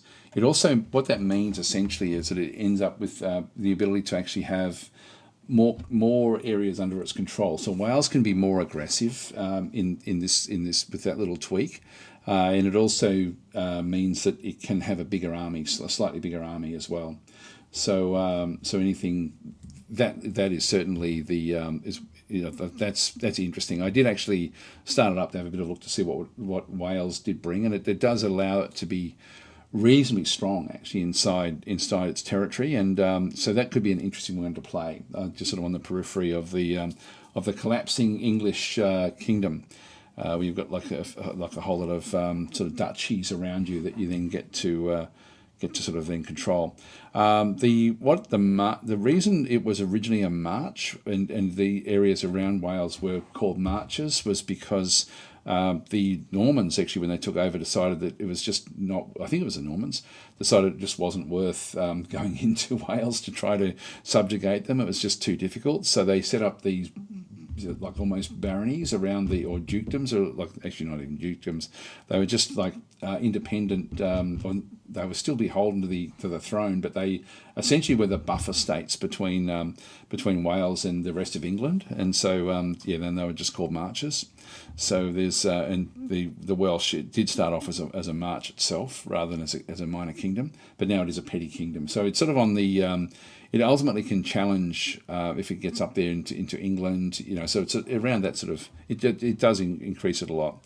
Welsh culture now provides extra military expertise. There's a whole lot of other different things in through here as well. So there's been a fair few changes just with that one. I won't go through all of them, but I will be doing more content there. Okay, so ZXM is saying, anything new with Dwarf Fortress? That's one of my favourites to watch. Yeah, I keep on looking at that one and checking it out to see what's actually coming with it. It's something that I am looking forward to more updates with the game. I probably won't play much adventure mode, to be honest. I'm not impressed with just how much micromanage that there is with dealing with adventure mode. I do love Dwarf Fortress itself. I really want to be able to export the maps out though and actually sort of have a look at the actual maps properly. That's one thing I do really miss. Crawl Tactics we spoke about at the start of the session. Devlog, Unchained Belt update. This is actually, I've got a development build of the game and a Quasimorph, and I started playing it with this on it. So hello mercenaries, it's time to tell you what to expect in the next big patch. So I've actually already I had played this one, but then had to I did a live stream of it, so I had to go and turn that off because it actually showed all of the like the different asteroid belts and stuff. So there's new content coming for that one through there. New factions, actually that was interesting as well. Looking at the factions when I was doing it, so you got these sort of like some minor factions. The rebels are much stronger in this particular one. You've got different sorts of asteroids and things in through here. Largest asteroid in the main belt. And these are miles away from each other, of course, because they're sort of all the way around the solar system. But it's pretty cool. Anyway, story missions back in through there again as well. Better development and faction relations. It looks good. What's coming here? Actually, I'm not sure when it's supposed to come. Close to the end of September. There we go. All right, so we'll definitely be looking at that one when that one does hit. So I probably won't cover that one until this one does come, but that it looks great from the bit that I did play. So so I'm looking forward to that one. Dismords 2 we spoke about. Stellaris more. There's always news about Stellaris. Combat Mission Cold War. Yep. So just going through that, it's a new home. Actually, here we go. Upcoming DLC and what it should cost. Songs of Conquest. This is your Heroes Might and Magic killer at this stage. So there is actually another one coming. Not sure when. Just coming soon, it says. So like Undead. That's going to be cool. Okay, I look forward to that one as well. That does look good. Since for Solar Empire 2, so there's more update notes coming through. God, this is such a polished game. It really is amazingly good. Then we've got new demos and stuff for Crawl Tactics. I do highly recommend Crawl Tactics, I've got to say. It really is an exceptional game.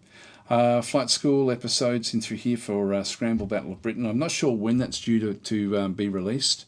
I do have some upcoming streams for Slytherin to do with Scramble, so that's just continues to sort of thump along.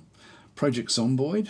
At the moment we're fixing and polishing our current internal build to get it ready for more informal internal. I'm not sure what that. I hope that means that they're still going to keep it in beta. I mean, this game has been in beta for so long. It's awesome. It's like incredible. We've got Norland. That's another game that I really want to be playing. This patch, besides the fix of introduced the late, so there's a lot of good stuff in that one there. That's another really good looking game. What else have we got? Sins of Solar Empire. I will be doing more content there. The Panzer Corps 2 will actually have a lot more content coming as well. So there's going to be like these war stories, which are sort of more compressed games from Panzer Corps, which is looking great. Yeah, and so then again, just more more Sins of a Solar Empire coming through as well.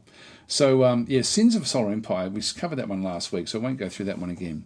Anyway, I guess we'll actually do the giveaway. So I'll just get that one set up. Yeah, as I was saying, Solaris really needs to start making 2.0. Yeah, it's sort of like it's probably has really gone through that one. We need more Dominion, says Michael. Yes, I look at it all the time. It's sort of like it's one of those things where if I start playing that one, I'm going to have to put a lot of time into it. The trouble is that when I do a series of videos, it kills my YouTube channel for a fairly long period of time, and sort of one-off videos are good, but series are really, really bad. And so things like Dominions really do require a series.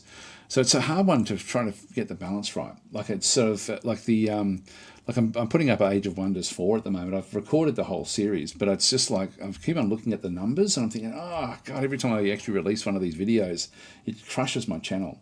So it's a hard one, but I guess in one sense, I think I still err on the side of just enjoying what I'm doing rather than trying to min-max YouTube too much. But it does really, really damage the YouTube algorithm. So Michael's saying, take all the games you want to play, fire up a marble run and name all the marbles and see which game wins. Yes, you do it that way as well. Anyway, let's get marble runs set up. I'll close that one. Actually, we do need to keep that one open. I'll just get you guys so that you can get into it. So, where is it? It is Nightbot. We'll log in. It should automatically get in there. And use the keyword. And I'll just put the word win. So if you can just type the word win, you'll be in the running. And so we're going to be giving away Athena Crisis, will be the actual game that we've got today. So, hi Mike, how you going? Saying good day. Looks like I missed the show. Well, you didn't miss the giveaway. The giveaway is just about to start. And we can only really afford to do one race because I don't know why Marbles on Stream have stopped doing the proper... I'll have to do some tests to sort of see what does actually go on with it. I'll open her up. I'm not sure why it's no longer using my settings. Yep, so just type in win to be in the running.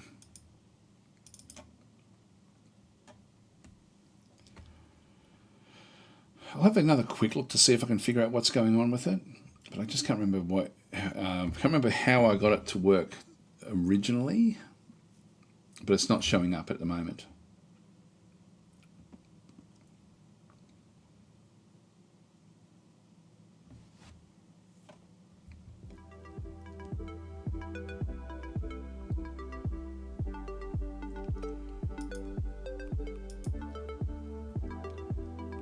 I would have thought it would be in here.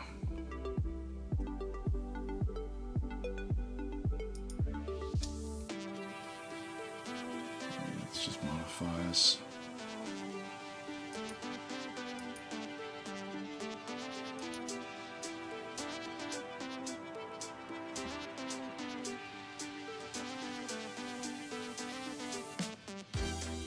It's not here, is it?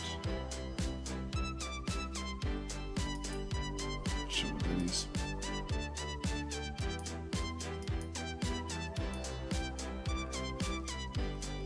Yeah, I'm not sure where I do this. Yeah, but there's something. Is that a local? Oh, there it is there.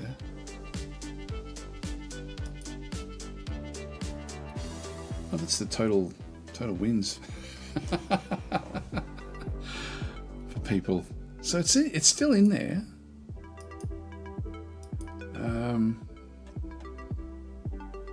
But I'm not sure why it's not. Like it is enabled, so it should be there. That's local. I do want to get that one working again. Let's just have a quick look and see if we can somehow figure it out in here. Let's go to bots. that one autofill 16.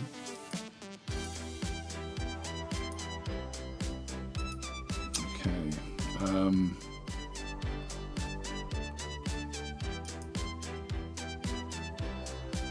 That's the actual maps themselves. Yeah, I'm not sure where it actually is. So Mark was saying, funny that Marbles is 7.85 gigabytes. Imagine how many Amiga discs that would take. Yes. Saying, Daz, I was saying I got Age of Wonders 4 to work by turning down the resolution. Oh, there we go. Works well now, but it's slightly lesser graphics. I just wanted to get that out. Okay, that's cool. So that's on a sort of like on a lower system, I guess. Yeah, just making an 18-hour Dominions video. Well, that's the key around it, actually, is to intersperse it with more live streams for those long play games. Actually, sort of start off maybe with a live stream and then sort of have a few other bits and pieces, more curated type videos. But yeah, unfortunately, the more you do one type of game, the more damage is done to the algorithm, unfortunately. Yeah, so Original 10 saying go for it, and if it doesn't work, just give away based on race 1. Yeah, maybe we'll do it that way. Let's try that way. That way, whoever wins race 1, if we don't get the ChatTactic up and running, then that will then show, because it says that it is running. Let's try that. Okay, so is everyone in? Has everyone written the word win? I think that's a good idea, though, original intent, so we'll do it that way. Evil Monster Marbles, there we go, we'll play that one. Whoever wins that one will be the winner.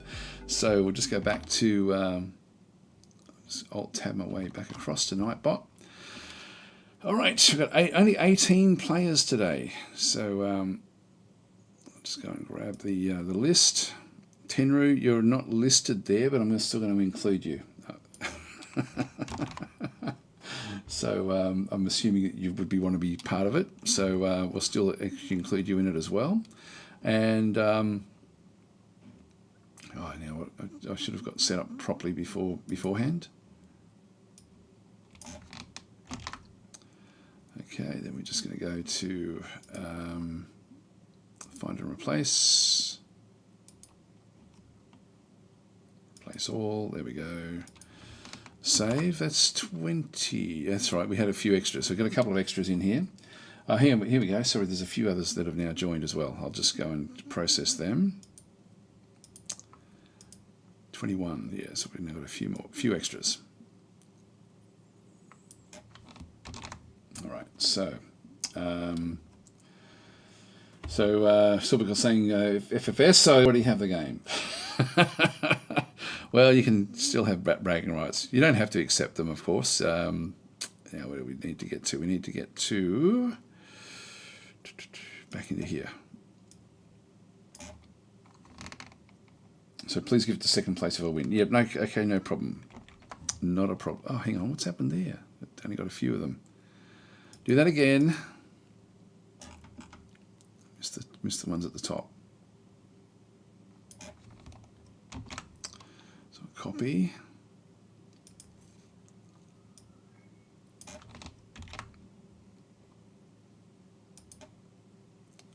Replace all. 23. Okay, same as what we had last week. All right, so we'll just go in. We've got the 23. We're going to go into bots. We're going to actually I need to go back. Sorry, before I do this, go back to race. It's the only way I can actually change the names. Clear the list. Open marble names. 23. Finish. Go back to now Grand Prix. Bots. 23 races. Actually, you've remembered all the settings. Okay. Good luck, guys. Good luck. If we don't have the ChatTactic scores, then it will be whoever wins the first race. So let's get into it and see what happens. Big excitement. So you can play it and give it back to. You can play and give it back to Daz. Yeah. So just keep on. Yeah. Might as well be in the run. This is fun being in the run, in the marble run. Don't have to take the prize if you don't want it. Here we go, guys. Here we go. So what have we got there? We've got cannons and things that go across over to here. This looks fairly intricate. 2 different ways to go. So we'll good luck. We'll get started. Who's going to be the first one through? Looks like Jinga, maybe Blast Pops. Sean Parsons, the first one through. Zipping through then this other side. We've got people on the other side. Yeah, there's a few on the other side there. Actually, Barbara's out in front. Actually, Mike's out in front over this side. Oh, CB's gone. Goodbye, CB. Tenru is across the other side and up in the air. Mike is up in the air. Tenru made it through. Actually, a few of them have made it through. Actually, everyone's making it through here. CB, there was the only one that really sort of bombed out there. All right, so everyone is now in this area. ZXM coming in last. Here comes Chris out in front. And Hugh David with Tenru. Chris is the first one through here. Going to fall off here. That's opened up on the other side. Just watch what happens. Okay, all going into the mixing zone in through this other side. Hugh David is the first one out with Chris as well, and Sorbacol on the other side. Hugh David sort of zipping through that side. Sorbacol on this side. Bubo, Sharky Mouth. Who's going to be the first one into this area? Looks like Chris and Sorbacol. Well, if Sorbacol wins and Chris comes second, so it looks like Chris will get the prize. So Sorbacol, we'll see first of all if the ChatTactic side of things is working. The scoring. All right, Chris has now hit the lead with Hoop Jar. Okay, Chris goes up. They're both together. Hoop Edge it is, not Hoop Jar. Chris is a long way out in front here. Straight across and is in the loop. Right. Here comes Hoop Edge, Original Intent, Rock Light, Gyrox. Sean is gone. Goodbye, Sean.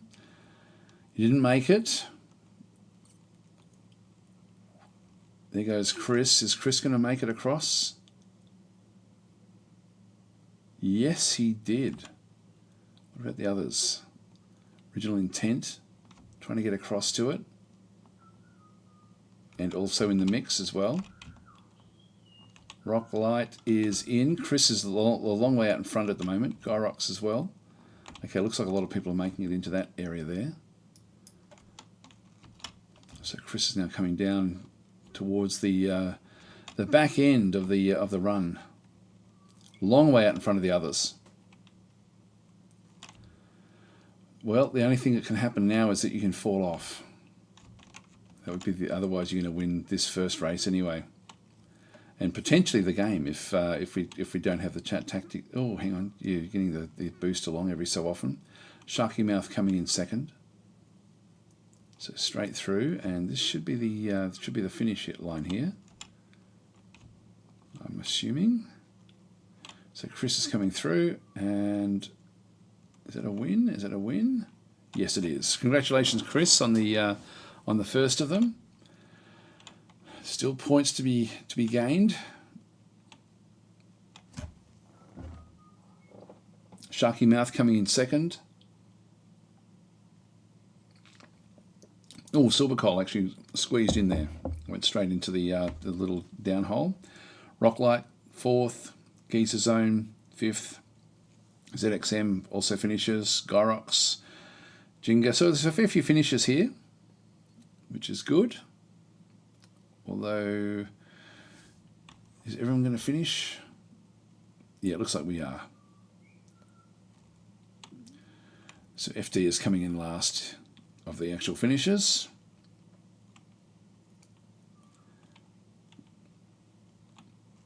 All right, winner is Chris. Congratulations.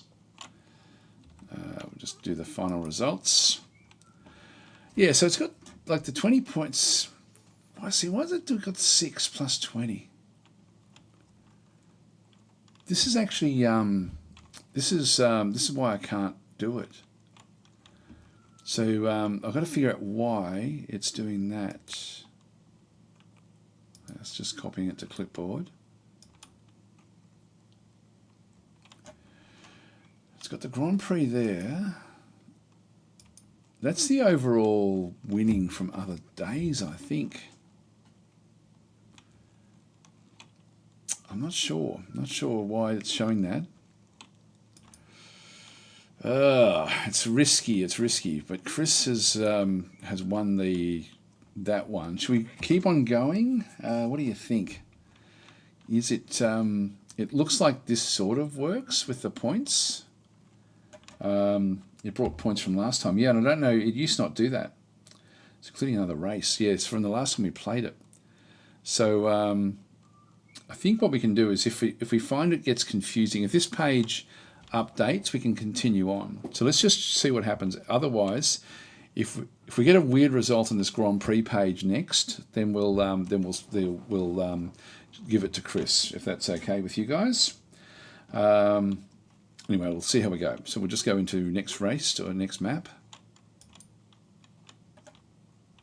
So easy rainbow air.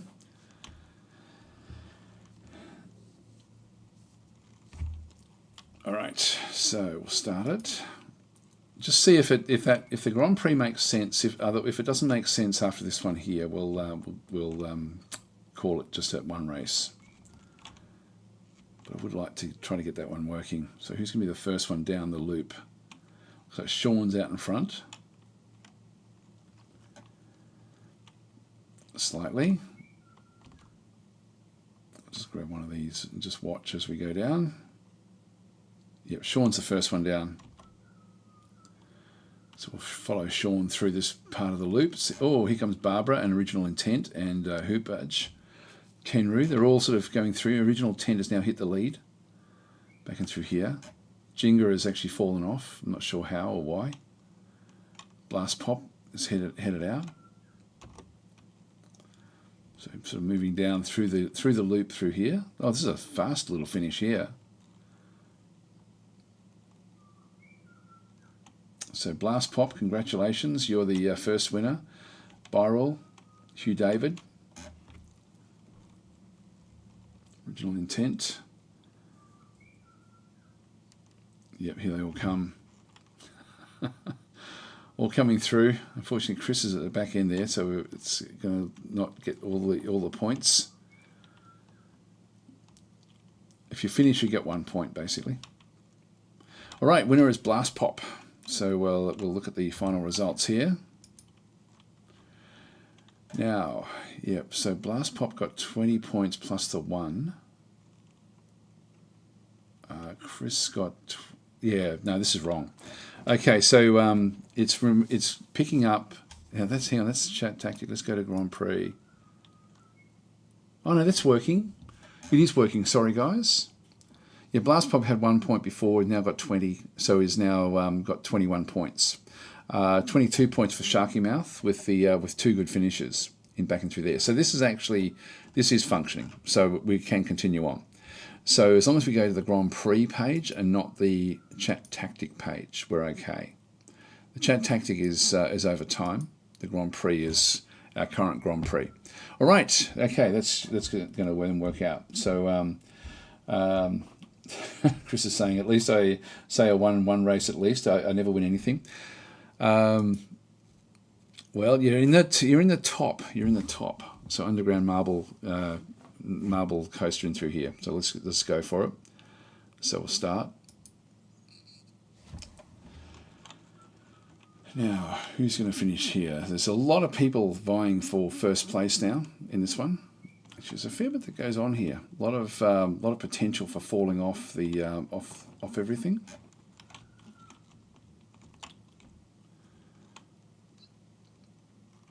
Just wait for them to come through.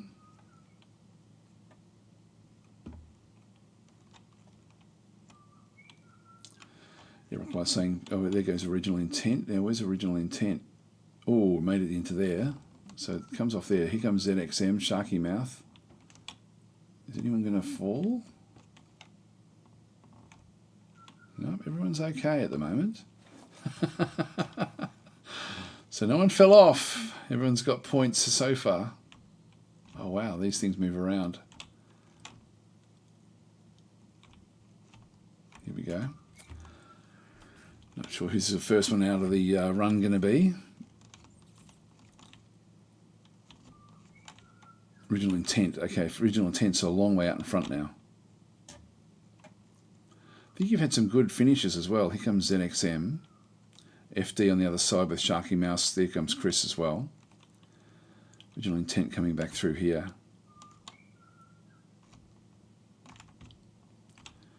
Okay, FD is going to get pretty tight. Just watch both sides. Looks like original intent is moving around this loop a little bit further than the others at this point in time.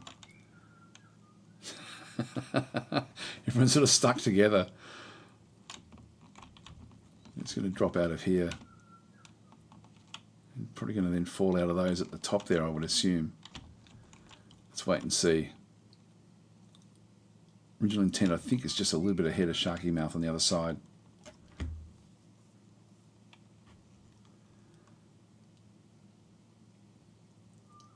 Here it comes. Here it comes.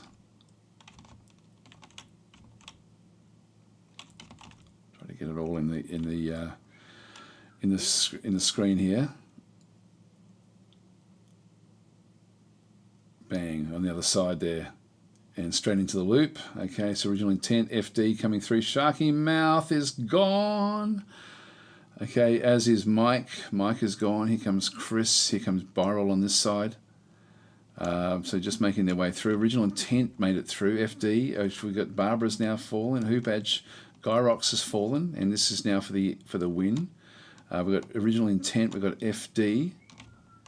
Got more people falling. CB is gone. Here comes Sithel. Byroll. And then Chris as well. FD is going to win this race. FD is number 1. Original intent 2. Byroll 3. Chris is 5. Blast Pop 4. Rocklight 6. ZXM 7. Sithel 8. Sorbicol 9. And Ulrich is 10 with a few other finishes as well. So just got a couple more. Tenru coming up at the back end there. All right, well, we'll see what the results then bring with this one through here. So, Sharky Mouse saying, avenge me. Congratulations, FD, on that win. That's good. Look at the final results. Again, it's going straight to ChatTactic, which doesn't count. We have to go to Grand Prix. So, Blast Pop looks to be the winner here with 31. Then we've got Byroll there with... what's that, 30, and then Chris there with 29. So that looks to be what we end up having with the Grand Prix. So congratulations at this stage, Blast Pop. We'll actually finish the Grand Prix and just see if that's what it presents. God, it's been confusing. So third place is Chris. Yeah, that's the way it's working. So Chris with, what was that, 28 points? And then Byroll, and then Blast Pop. So actually, the points were then working. So congratulations, Blast Pop. Chris, I feel really bad that you actually missed out on that one, because it seemed like you had won. So I've got 2 of these keys to give away. So I'm going to give you a key as well, Chris. Sorry. Even though you came 3rd in the Grand Prix, you won the first race. So I think that's going to sort of be probably the best way. So we'll have two winners. Sorry, Byroll, I only have the 2 keys, but I'll give one to Blast Pop and one to Chris. So if you guys can email me, please, I'll just put that in the chat. So it's just daz@daztactic.com. So if you can actually email me there, that would be good. Yeah, but I thought, oh, geez, look, it seemed like it was, we made a big deal that you'd actually won. There we go, there's the final points. 31 points for Blast Pop, 30 for Byroll, 29 for Chris. But Chris did win the first race when we thought that was going to be the actual winner. So there was a bit of what's it called, where you think that something's going to happen, then it doesn't happen, and then anyway. So that way, I feel a little bit better about that. So what was the game again? It says Rocklight. It's Athena Crisis is the actual game. So I did have 2 keys to give away there. So anyway, that's all cool. That's great. Congratulations and thanks for watching, guys. We'll be back again next week. I will be trying to get some more content out this week as well. I've still got some more Age of Wonders 4 content to put up there as well, but I will be trying to cover a few other games as well, just to keep on top of the YouTube algorithm. I'll catch you guys next time. Thanks for watching.